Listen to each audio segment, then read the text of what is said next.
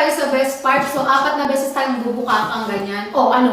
Si bukaka. Ganyan lang. Hindi na. 1, 2, 3, 4. Pag tiklop natin ito, sabay natin ang flip ng hair at saka pag-twist ng puwet. So, okay. 5, 6, 7, and 1, 2, 3, 4, and 5, 6, 7, 8. So, yung paa natin papunta doon, mindset natin, magpunta tayo sa kanan. So, ganito lang siya yung ginagawa ko.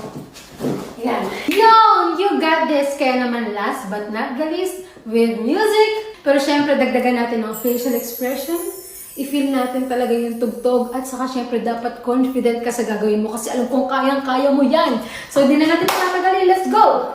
2, and